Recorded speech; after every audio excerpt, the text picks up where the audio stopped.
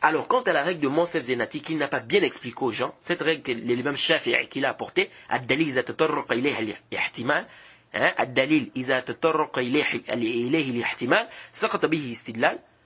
D'abord, il a mal traduit la règle, parce que comment est-ce qu'il a traduit? Il dit, si la preuve est discutable, donc alors elle ne peut plus être prise comme argument, bien, on ne peut plus prendre ça comme argument.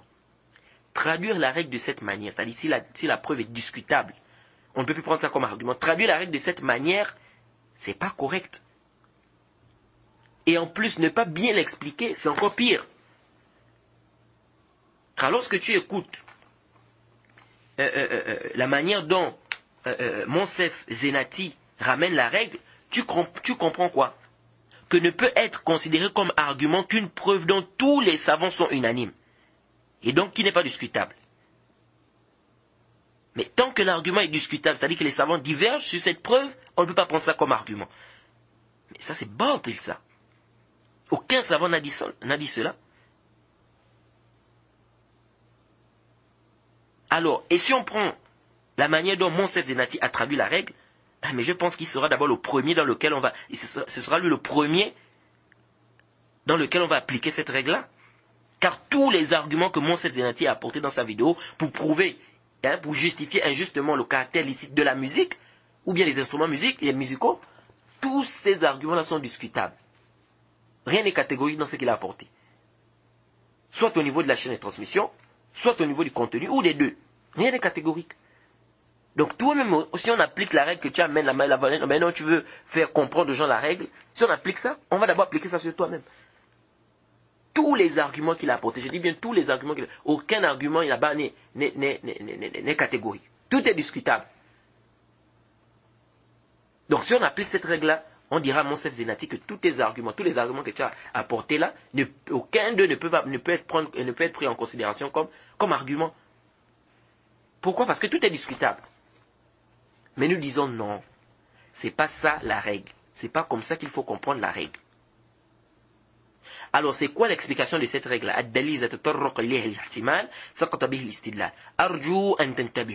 Je demande votre attention ici. Parce que ce que je vais expliquer tout de suite là, c'est très important et ça va beaucoup vous aider dans votre religion, bismillah. Les textes dans la législation islamique sont de trois types. Tous les textes ne sortent pas de ces trois types-là. Nous avons ce qu'on appelle des textes qui sont sariha. Nous avons des textes qui sont clairs. Les textes qui sont clairs, c'est-à-dire qui ne comportent... Un texte clair, c'est un texte qui est la yahtamil illa ma'nan wahida. C'est-à-dire que c'est un texte qui ne comporte qu'un seul sens. C'est-à-dire on ne peut comprendre qu'un seul sens de ce texte-là. On dit que c'est un texte qui est clair. Deuxièmement, nous avons un texte qui est zahir. Le texte qui est apparent. Le texte qui est apparent, c'est un texte, n'est-ce pas, qui comporte deux sens, ou plusieurs sens, mais dont un des sens est plus proche, où il y a un des sens qui prédomine sur les autres. Ici, on dit que le texte, il est apparent. Donc, ce texte qui prédomine, là, on dit c'est ça le texte, c'est ça le zahir du texte. Ensuite, nous avons le texte qui est muhtamal. C'est-à-dire, c'est un texte qui n'est pas clair. Il est hypothétique. C'est-à-dire que nous avons plusieurs hypothèses dans ce texte. Et toutes les hypothèses se valent.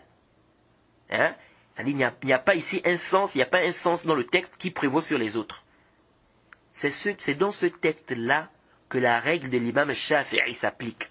Ad-dalil iza tatarraqa ilayhi al-ihtimal, saqata bihi al-istidlal.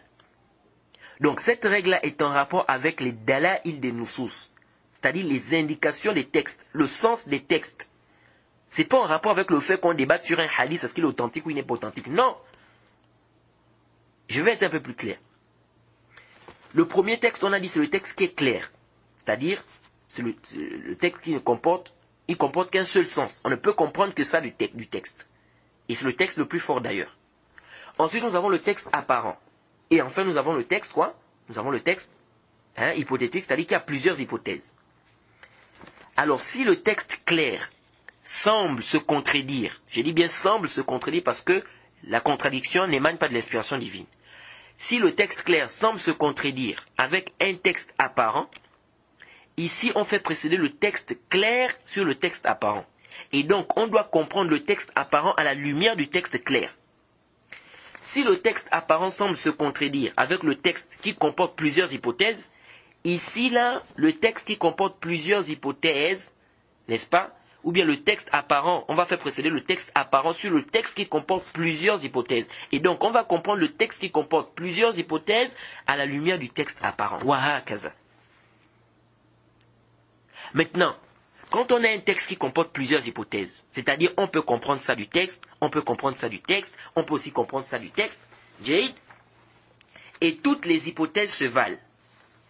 Ici, là, celui qui viendra faire prévaloir une des hypothèses sur les autres, il doit ramener des preuves. Soit des preuves du même texte, ou des preuves de la langue arabe, ou des preuves parmi les Coran, ou des preuves, c'est-à-dire dans d'autres textes. Al-Muhim, il doit apporter des preuves pour venir faire prévaloir son hypothèse sur les autres. Alors, s'il n'y a aucune preuve qui vient faire prévaloir une hypothèse sur l'autre, ici nous disons Ad-dalil, iza tatarraqa ilayhi al-ihtimal, saqata bihi al-istidlal. La preuve, lorsqu'elle comporte plusieurs hypothèses, l'argumentation de ce texte-là ou de ce dalil, de cette preuve-là, tombe. On ne peut plus argumenter de ce texte-là sur la question. Il faut bien comprendre. Sur la question. Cela ne veut pas dire que ce texte n'est plus un argument. Non, c'est un argument, il reste toujours un argument. Mais par rapport à la question, il ne peut plus être pris comme argument. Est-ce que vous suivez? Donc ça, c'est ça, ça dit que c'est ça la règle. Donc la règle ici, elle est en rapport avec quoi? Avec les dalaïl, avec l'essence du texte, la compréhension du texte. Donc comme ici on voit qu'il y a trop d'hypothèses dans le texte, on peut comprendre ça, on peut comprendre ça, on peut comprendre ça, on peut comprendre ça. Ici on ne peut pas prendre le risque de faire prévaloir une hypothèse sur l'autre, sans argument. C'est ça la compréhension et la règle. Et aussi je rappelle quelque chose qui est important ici, c'est que ce n'est pas toute hypothèse qui est considérée ici. Parce que le cheikh Muqbil, qu'est-ce qu'il disait? Il disait, hey, il dit si on prend cette règle-là, il dit mais on va rejeter beaucoup de textes dans l'islam. Mais les savants avaient déjà répondu à cela. Hein? Les savants tels le Cheikh al-Islam Taymiyya, l'imam Shatibi, al-Shawkani et bien d'autres. Ils ont dit que l'hypothèse qui est prise en considération, c'est l'hypothèse qui est forte. Ce n'est pas toute hypothèse. Non, c'est l'hypothèse qui est forte. Donc l'hypothèse qui est faible n'est pas prise en considération ici. Jade? Parce qu'il n'y a aucun texte, même le texte clair, sans qu'on ne puisse apporter une hypothèse dans ce texte-là. Je vous donne un exemple. Le prophète a par exemple dit que celui qui mange la viande de chameau, qu'il refasse les ablutions. Le hadith est dans Sahih Muslim. Quelqu'un peut venir, il apporte une hypothèse ici. Il dit non. Il dit le prophète Mohammed sallallahu alayhi wa sallam a dit ça pourquoi? Il dit parce qu'ils étaient assis, en fait, il était assis, il mangeait avec des compagnons. Il y a quelqu'un qui a fait un paix. Et le prophète a eu honte de lui dire d'aller faire les ablutions devant les gens. Donc le prophète a seulement dit, celui qui a mangé la viande de chameau, qu'il refasse les ablutions. Puisqu'ils étaient en train de manger la viande de chameau, ils étaient tous à table. Vous voyez? Donc ça, c'est une hypothèse, oui ou non? C'est une hypothèse. Mais est-ce que c'est une hypothèse qui tient? Est-ce que cette hypothèse-là tient ici? On dit non.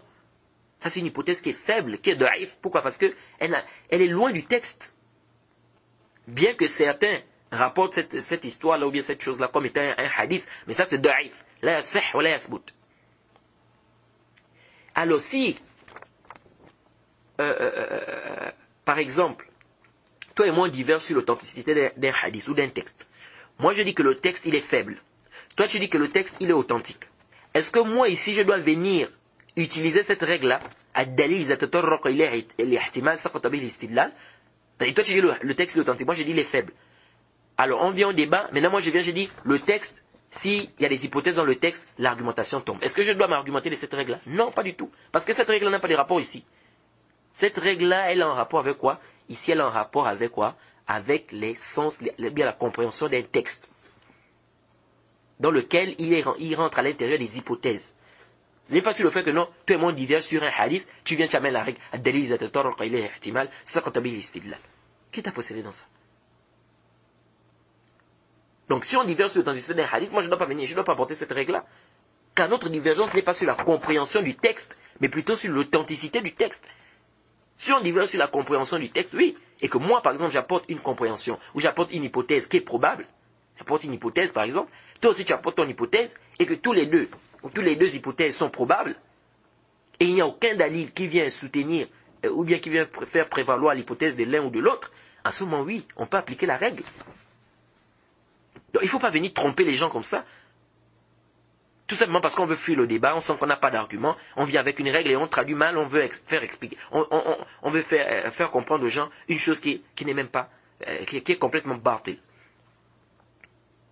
Pourquoi? Parce qu'on veut faire quoi? On veut dire aux gens en fait que comme il y a divergence, en fait c'est pour vous faire quoi? Quand il a amené cette règle-là, que si la preuve elle est discutable, elle ne peut plus être prise en considération. Ou bien on ne peut plus prendre ça comme dalil, comme preuve. C'est pour vous faire comprendre en fait quoi? Que comme il y a divergence, ou bien, parce que lui il a voulu faire comprendre qu'il y a une divergence, que comme il y a une divergence ici, bon, donc ça veut dire que c'est discutable, donc on ne peut plus prendre ça comme argument. Mais qui t'a précédé dans cette démarche-là, dans cette manière de s'argumenter?